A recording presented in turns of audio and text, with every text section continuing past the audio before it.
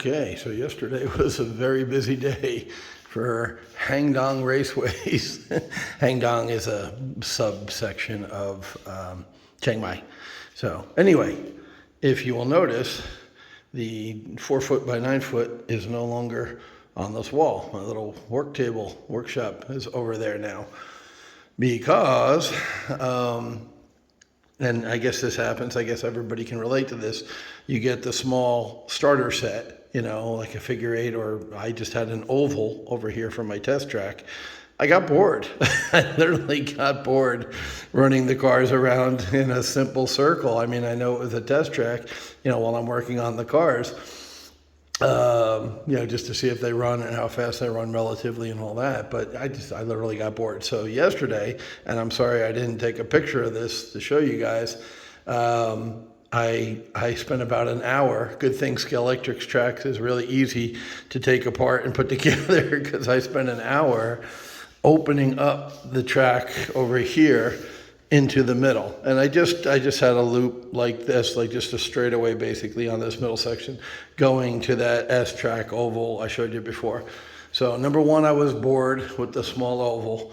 Number two, I told you that I plan to base my track loosely on Le Mans, right? The Le Mans track, the 24 Hours at Le Mans, famous race. And that has something called the Mulsanne Straight. And the Mulsanne Straight is 6 kilometers long. That's about 3.5 miles, a little over 3.5 miles long.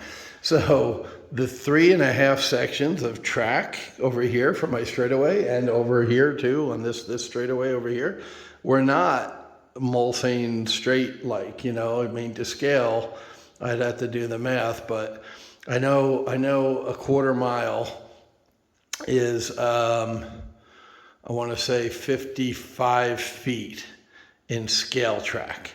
So 1 mile would be over 200 foot of track. Well, I have this set up in my house, so I am not going to run a 200 foot straight, and that would still only be 1 mile. It's like I said, the real Mulsanne Straight is over 3.5 miles. So you'd need 600 foot of track to do the Mulsanne Straight. So obviously that's not going to happen on a scale track, but I wanted longer than 3.5 straights, which is basically what I had running along that wall on the 9 foot track. So the guy who does my yard and pool, he's a contractor. He always brings 2 or 3 guys with him to help. So we took that table and moved it over here. So now you have one continuous, it's 18 foot, 2 9-foot tables. So taking out this foot and change for the curve, and once again, this is a very wide curve that takes a long time to curve. I've got more hairpins like this on order coming from England. They'll be here at the end of the month, another couple of weeks. I'll have 3 more hairpins. And what the hairpins will let me do is make these turns tighter, smaller, and turn around in a shorter distance. So I'll actually be able to get another, maybe 1 more straight, or at least a half a straight into there before the turn. That foot is because this is such a wide radius turn.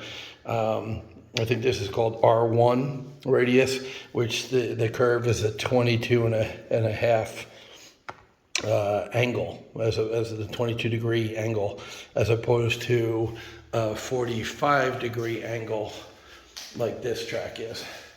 If you're looking at this track straight, it turns on a 45 degree angle, you see?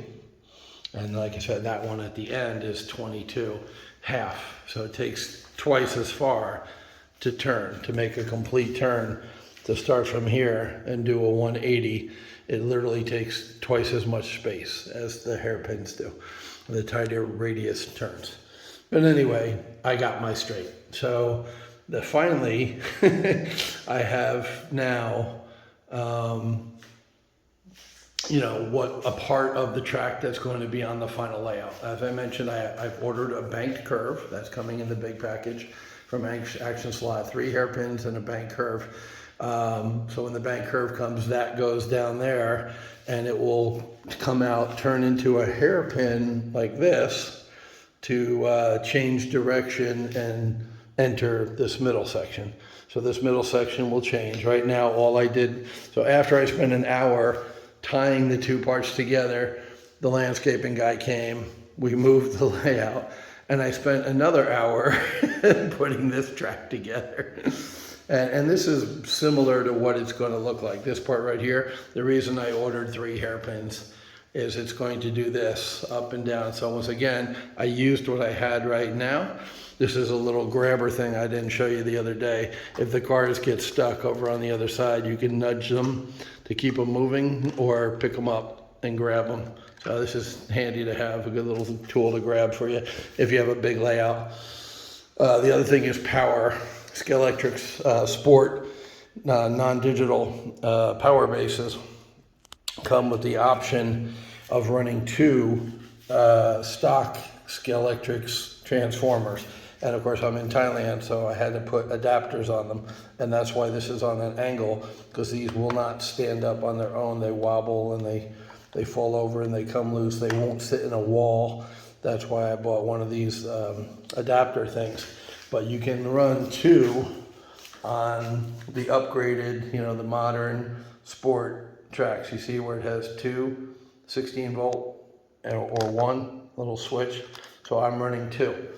Even with that, when I run the big boy cars, the Slottits, the motors, 30,000 RPM motors, draw more current than the 2 stock Scalextric's transformers can provide.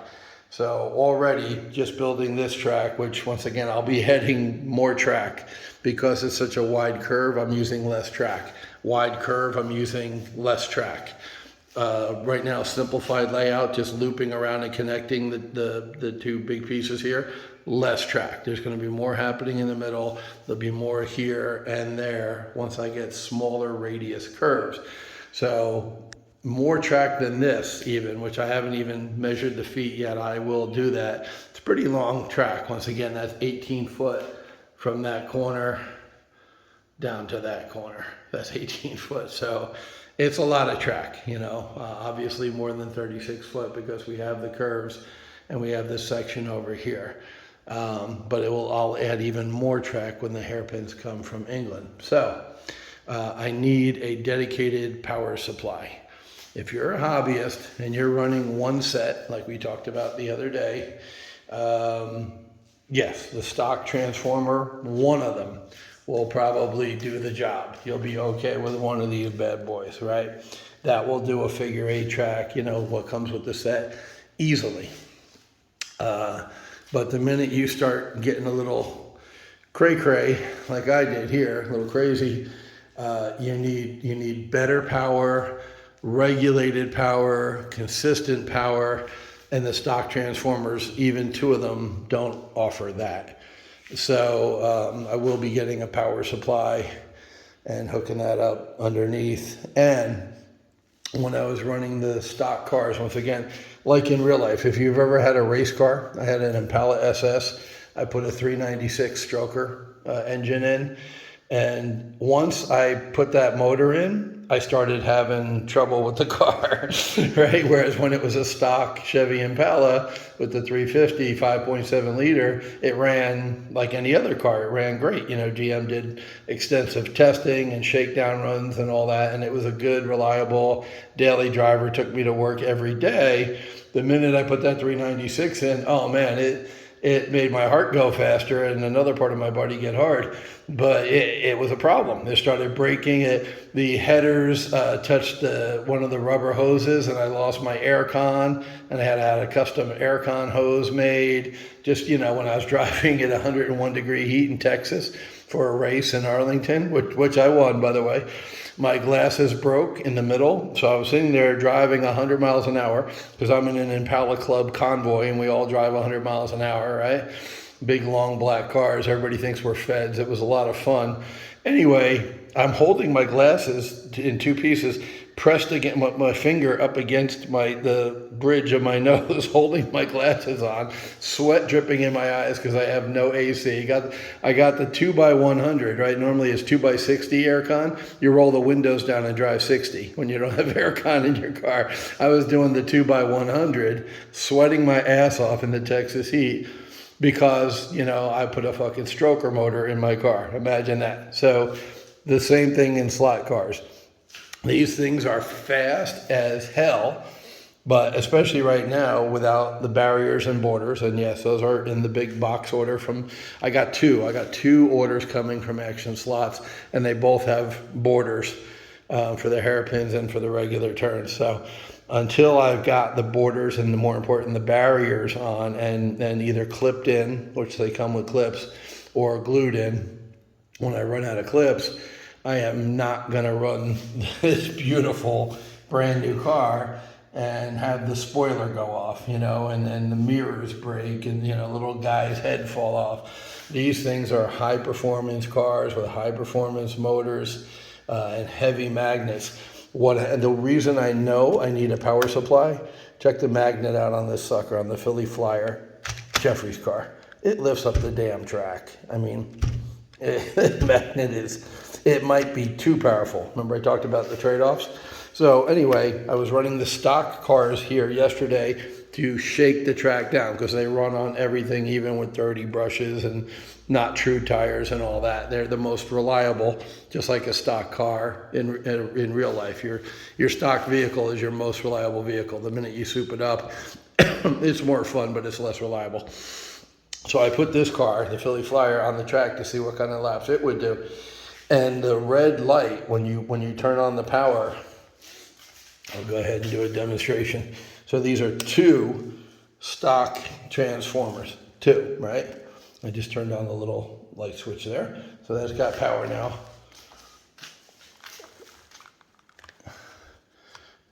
What happened? We're out of power. All of a sudden the power doesn't work. Come on. I literally ran this yesterday, and my point was, before I started talking about cars in Texas and sweating, the cars that did make it around the track, the stock ones, and the Lola, because it is stock, even though it's brand new, stopped over there on that side. Why? Because the power from the two transformers wasn't getting over to that side. And now today, somehow, I am having a power issue here. The red light is not on. I don't know why. Maybe I blew a fuse over here and I have to reset it. Anyway, when I did this yesterday, what happened was when I put the Philly Flyer on with the heavy magnet, and the super hot motor, it's got one of those 30,000 RPM red motors. And I will find out that brand for next time I talk to Jeffrey. I talk to him about every day. He's a good buddy. I'll ask him what that motor is in those three cars. I have three red engines: the Philly Flyer, the Toyota. I haven't talked about this car enough, but this was his pride and joy. This is his baby. Absolutely gorgeous, just like the Nighthawk. It's just low center of gravity. It's got that wobble. I'll try to show you. You see how the body goes up and down? I'm moving it. Yeah, that's what I was talking about the other day in the tuning video, with the tuning section of the introduction video. You want it to wobble, but that also has the red motor. That was the first red motor I showed you, 30,000 RPM. It goes like stink. Me personally, I have to grow into that car because it's so fast. No, that's not red motor. That's another, I think it's a fly car. The Lolas are fly cars. There you go. The Castrol livery Jaguar also has the red motor, the 30,000. And this was a Ninko car, which had the baby blue and orange Golf livery. And I have that with my stock car, over here.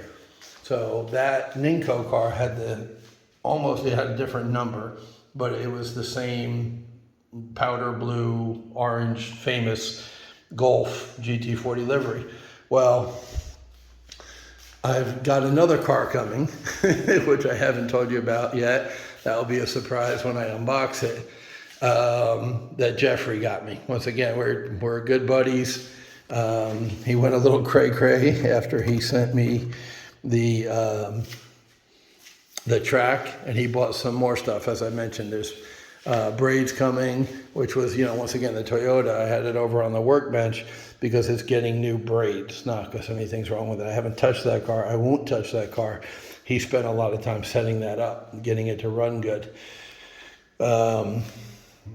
So getting back to the Philly Flyer, when I squeeze the trigger to run this around the track, this red light, which comes on when the power works, I have no idea. I'll have to see why I'm not getting power over there. I'll mess with it. But this red light went down and it flickered like it was going out, and it got dimmer. So, and the car didn't move.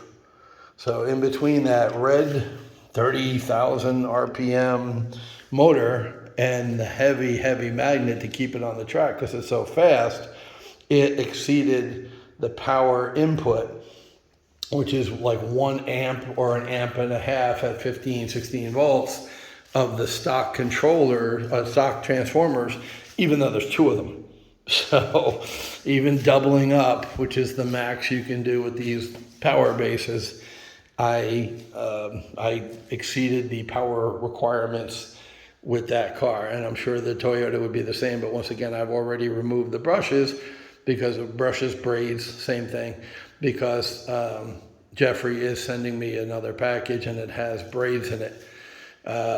So that's that. The reason I painted the Golf car, I'll finish that thought up, red and black. His favorite team was the Philadelphia Flyers, and he likes the 49ers too, San Francisco 49er football team. I like the Georgia Bulldogs, the college team. I've been a fan of theirs for like 15 years. I know they're national champs now, so everybody's on the bandwagon, but I've literally been watching their games for about 15 years. When I lived in Florida, I met a lady who had gone to the University of Georgia, so she was a Bulldog fan, and I got into watching the games with her, and have been watching them ever since. So that is going to be a Bulldog car. The Ninko angle winder I showed you with the angled motor is going to become a Georgia Bulldog car. Jeffrey, once again, kind and generous man, went ahead and made up some stickers for it, like this. So instead of the Philly Flyer logo, it's the Georgia Bulldog logo. And I'm going to go ahead and stick it on the red and white Ninko. So it's still a Golf GT40, but it's going to be a Bulldog GT40, not a Golf GT40. Because like I said, I've already had the exact same livery, and I've got multiple GT40 cars. So the Ninko got sacrificed to become a Bulldog car. So that's it. This is closer to the final layout. As I said, that straight will stay. The turns will get shorter, so I'll put even more track, which you can see I have. I have plenty of track left. And a couple, like I mentioned, dead spots, so I need the transformer. I will get a power supply. And it has trouble on the 2, even though I have ramps down here, wooden ramps. I need to mess with them, raise them a little bit, because the cars, even the stock cars, had trouble with the down ramp here, the elevation, and up there, going over there. So I'll be messing with it. I'll be replacing track. I'll be testing connections, putting the ramps up. As I said, I took those out from the other side over here. Those are the ramps that have been built to go up from the smaller table to the bigger table, and I did that on purpose. I wanted an elevation change going from the middle table. I wanted ramps. I wanted height differences built into the track. But right now they're the 2 trouble spots, along with the dead spot all the way over on the end of the track, simply because it's so far away from the power base. So every foot you go from this, the power gets weaker. So when you get across to the furthest distance, which is right about there, that's exactly where they slowed down and eventually stopped. So once again, first thing, replace the track. Make sure it's not the track that's bad. Second, get more power or do a jumper where you run wires from this base underneath the table over to that track so that it has power also, and you have two hot spots on the track. Cool. All right. Didn't plan making another video so quick, but the guy showed up. We moved the table, and I have decided that my Le Mans layout now is going to be L-shaped instead of U-shaped to have a longer run. I am really looking forward to ironing out those issues and running that straight, because it's, you know, close to 18 foot, which is more what I was looking for and what I had in my head when I started to put this track together. Cool. CM slot cars out. Oh, yeah, the intro. There's a new intro for the channel, Mike Smithgal. If you look on YouTube for Happy Trekkers, Trekkers, Happy Trekkers. He does a travel channel. He and his wife Mary Jane like to travel. They might move to Chiang Mai one day. They're thinking about it. They haven't made up their mind where they're going to move to next. They live in San Diego, California right now. Mike is a YouTube guru. So he did that amazing new intro. You can tell the difference in skill level regarding YouTube between my crayon cartoon Corvette drawing from the first two videos and Mike's, you know, point of view, in your face, exciting. I mean, just everything is better with the new intro, you know, because Mike did it. So thank you, Mike. So he has two channels, Happy Trekkers, as I said, Trekkers, and Yummy Land, which is a food channel. So check those out. You know, if you enjoy his content, go ahead and subscribe. But I have Mike, a big thank you to Mike for the new intro, which is a lot more professional looking than the crap I threw together yesterday.